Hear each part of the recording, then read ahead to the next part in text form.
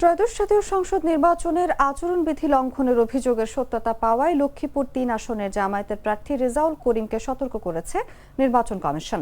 পুনরায় আচরণবিধি লঙ্ঘন করলে প্রার্থিতা বাতিল হতে পারে বলেও সতর্কবার্তা দেওয়া হয়। শনিবার রাতে নির্বাচন কমিশন সচিবালয়ের উপসচিব মোহাম্মদ দিদার হোসেন সই করা এক চিঠির মাধ্যমে বিষয়টি নিশ্চিত হওয়া গেছে। ওই চিঠির মাধ্যমে জানা যায়, নির্ধারিত সময়ের আগে নির্বাচনী প্রচারণা চালানো এবং ভোটারকে নগদ অর্থ প্রদান সহ ঘর নির্মাণ করে দেওয়ার আশ্বাসে দাঁড়িপাল্লা প্রতীকে ভোট চাওয়ার সত্যতা পাওয়ায় রেজাউলকে কঠোরভাবে সতর্ক করা হয়েছে। এ বিষয়ে জানতে লক্ষ্মীপুর জেলা প্রশাসক ও জেলা রিটার্নিং কর্মকর্তা এস.এম. মেহেদী হাসান এবং সহকারী রিটার্নিং কর্মকর্তা ও সদর উপজেলা নির্বাহী কর্মকর্তা ক্যাথাইয়াপ্রু মার্মাকে একাধিকবার কল করলেও তারা রিসিভ করেননি।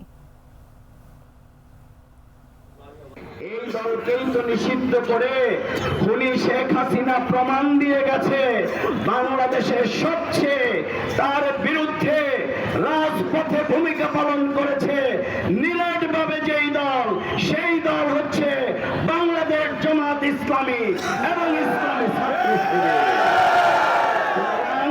আমরা গতকালকে সংবাদ সম্মেলন করে বলেছি, অসংখ্য অস্ত্র লক্ষ্মীপুরে ঢুকতেছে, এটাকে বন্ধ করতে হবে নাকি বলেন?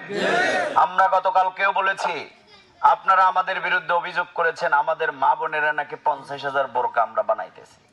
আমাদের মা বোনেরা বলছে আমাদের আসলে শত শত বোরকা, হাজার হাজার বোরকা আছে। কি ঠিক আছে না? ওই এক একজনের 4-5টা ঘুরি আছে, আর বানাইবে কি জন্য? এখন যারা বানাইতেছেন তারা জাল ভোটের জন্য বানাইতেছেন কিনা এটা আমরা জানতে চাই।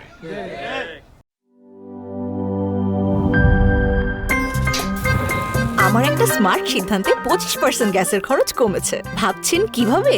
সাধারণ গ্যাস স্টোভ বদলে আমি এনেছি আরএফএল গ্যাস স্টোভ। এর সাইন্টিফিক নজল ও ব্রাস বার্নার ক্যাপ সমানভাবে তাপ ছড়িয়ে রান্না করে দ্রুত, তাই গ্যাসও বাঁচায় 25%, টাকাও বাঁচে 25%। আরএফএল গ্যাস স্টোভ নিরাপদ ও গ্যাস সাশ্রয়ী।